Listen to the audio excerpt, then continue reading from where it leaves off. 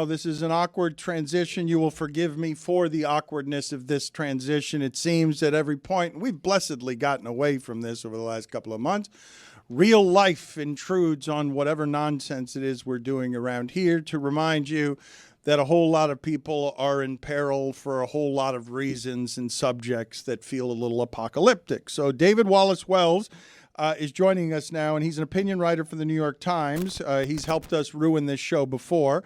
He's also the author of a best-selling book called The Uninhabitable Earth.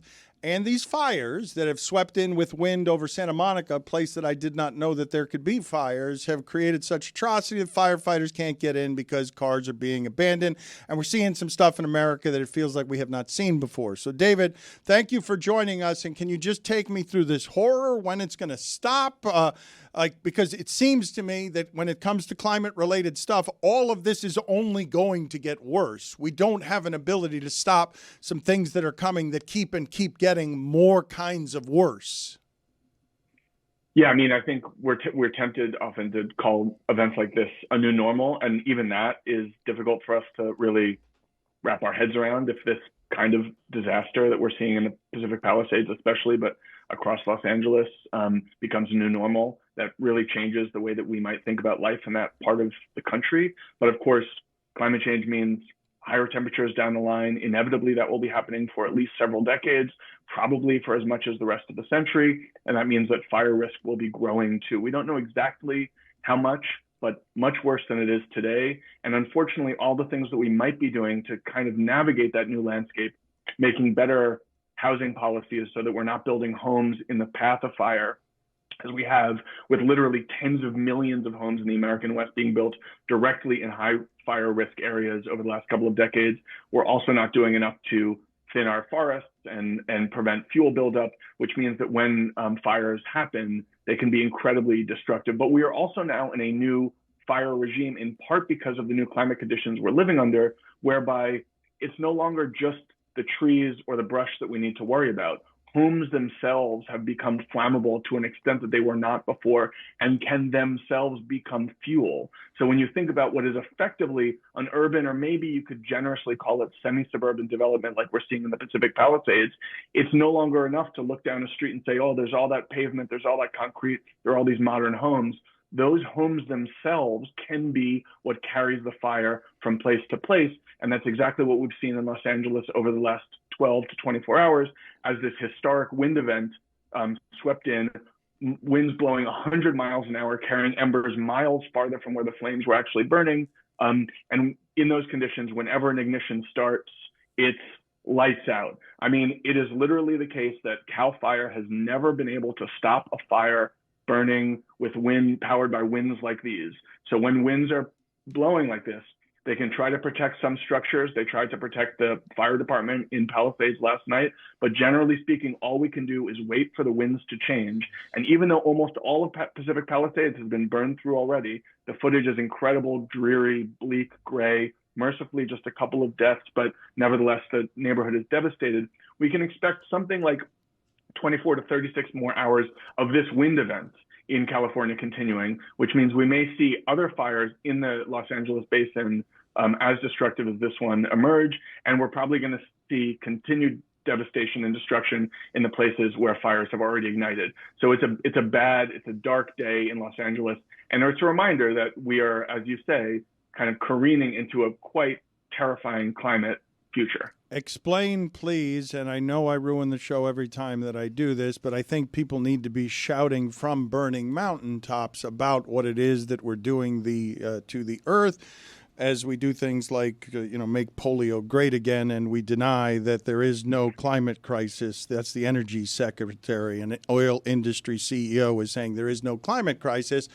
Can you please explain to me, in California, the precedent for what we're witnessing, because there can be a coldness from people listening to this until it's their home burning up and they lose all their stuff because, I don't know if it's hundreds of miles, but many, many miles from where people were expecting fire, there is now fire.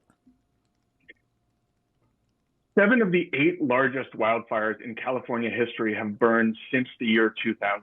If you look at the modern history of wildfire, which stretches back more than a century now, really detailed statistics, We are in an entirely different fire regime than we have ever been in before. The same can be said for Canada, where they had completely off the charts fire season last year. So much fire burning in Canada that you could fit literally half the world's countries inside the burn scar of Canadian fires just from last year. In many parts of the world, not just these fire hotspots, but everywhere in the northern latitudes where we are at risk of fire, we are intensifying that risk by heating the planet, which, among other things, dries out fuel, evaporates water from the landscape, and turns, sorry, I said dries out fuel. That's the way that fire people talk. They talk about trees as fuel. And that language shift is the result of climate change. We would not be talking about trees as fuel if those trees were full of water and full of life. Instead, long droughts and even, a crazy waterfall followed by a brief drought can turn huge portions of the landscape into essentially a pile of tinder. And that is not just true across California, it's true across the American West, it's true across the Canadian forest, it's true across the Russian forest, increasingly it's true across the Mediterranean. We're seeing just an entirely new kind and new scale of fire, burning much more rapidly, much hotter, so hot that sometimes it can turn the silica in soil in California into glass just by burning through. And as I said earlier, so hot that it turns these homes, which used to be kind of natural fire breaks, into the equivalent of new fuel. All of that's happening because the planet's getting hotter. It's actually getting hotter at a faster rate now than it has ever gotten in the history of climate change and in the history of the planet. We are burning more fossil fuel and producing more carbon emissions today in 2024 than we ever have in the history of the world, which means to the extent that we think we have been hearing about climate change for a few decades, we're starting this green transition. That is true. But as we're continuing to roll out solar and wind and buy EVs and all the rest of it, we are still burning more fossil fuel every year than we have every year in the past, which means every year so far in my lifetime has been more destructive for the future of the planet's climate than every year before it. And in the US, we are now producing more oil and gas than we've ever produced in the history of the country and more than any other country in the world. As recently as 2016, we were exporting no natural gas and no oil. And now we are the world's #1 producer of both of those things, a bigger petrostate than all the petrostates we name call in the Middle East. And we look around when a fire burns through our homes in California. And unfortunately, I've been seeing on social media, at least, a lot of people trying to point the finger at government, local government, state government. I think this is a bigger problem. I mean, I think there are things that local policymakers can do. As I was saying earlier, changing housing, zoning policy, all the rest of it, being more prepared, spending more on preparedness and fuel thinning, also on the actual firefighting side of it. Unfortunately, 30% of California firefighters are actually inmates in California prisons that are paid something like $1 a day to fight in these fires.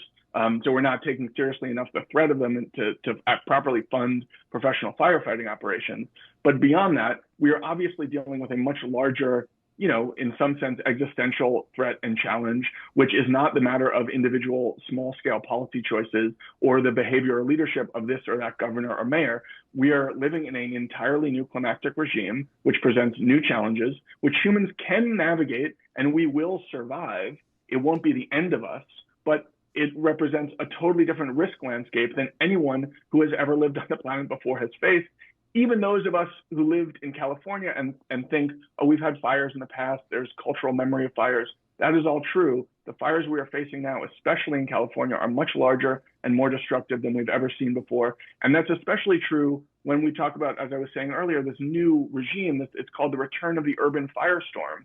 We really used to think that homes only burned in like the 19th century in Chicago or in the 17th century in London. We didn't think that modern homes were susceptible to this kind of destruction.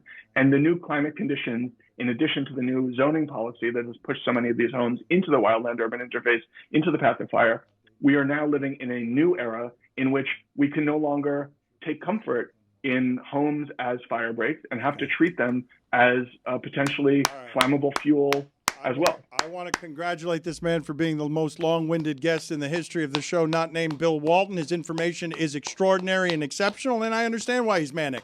He's here to tell you that the world is ending, and he's got a lot of facts on the situation, and nobody's listening, so it's a little alarming. But because he has hijacked the program with all of his good information, I'm going to put him in the picture-in-picture. I'm going to do a little bit of a palate cleanser here, and I'm going to bring in Amin to do a bit of a victory lap, a sponsored segment from another room, where I get Amin Al-Hassan to do a victory lap because I've got to punish David Wallace-Wells for ruining the show with his fire talk, because there's no disputing most long-winded guest in the history of our show. No, Yeah, it's just Bill Walton. Bill Walton's number one, and now it's David Wallace-Wells is number two. Yeah, but I'm proud to be number 2 to Tim. I mean, yeah, you're punishing a guy though. You asked him to come on. I did. I mean, that is right, correct. yeah. I need to punish him right now, though. I'm going to put, and I understand. I just told you, I understand why he's crazed, because he's like telling everybody, "Hey, these fires, they seem bad. Like, listen to me," and nobody's listening. And so, like, of course. But I mean, what are you doing a victory lap on?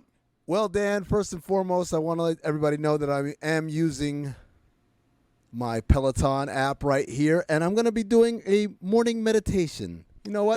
That's not the spirit of How it. about you use the Absolutely. Peloton? That's not huh? the spirit of the Who's your victory instructor? lap. Because here it's Is it Miss a Shaw. DT? It's a DT Shaw, absolutely. Ooh, And 10 so- minutes? Did one and this so- morning in my car. Not safe. Dan, the important thing to realize here for everybody who is curious about Peloton, it's not just cycling and jumping up and This down. is the laziest thing I've It's ever seen. also other things like meditation. So I'm going to start the meditation, and I'm going to meditate. This is not the point of the victory lap. The victory lap is for you to be winded and for us to get the payoff of your winded. It's not for you to do a meditation during the world is on fire. Dan, you cannot shake me outside of my energy zone. I'm meditating right now, thinking about Will Manso and the apology he owes Look, me. you're supposed It to be. appears you punished all of us. You're supposed to be winded. The other guy's long-winded. I'm going to let both of you go now because you're not doing the show I want to do. Thank you for Dan, being on with us. I Peloton's appreciate amazing. both of you. David Wallace-Wells, any last words? And I mean that literally. don't look away from the damage. See it clearly, and try to take action. Thank you, David. I appreciate it. How do you feel about Dan's treatment of you, David? Just be honest for a second. I'm proud to be ranked number 2 behind Bill Walton on any ranking. I mean, what can I say? Right. David, your information is great. It's just I'm perpetually wrestling with how much people don't want to hear it, even though it's burning right in their face. Like, I can't even imagine. Stugotz wanted to ask you whether we have any hope. I don't know how it is you don't feel hopeless as someone who has more information on this than any of us have and know that people aren't paying enough attention to this. Well, when I see that only 2 people died in these fires, I mean, it's horrifying and tragic that those are 2 deaths, but we've seen fires like this over the last few years that killed dozens.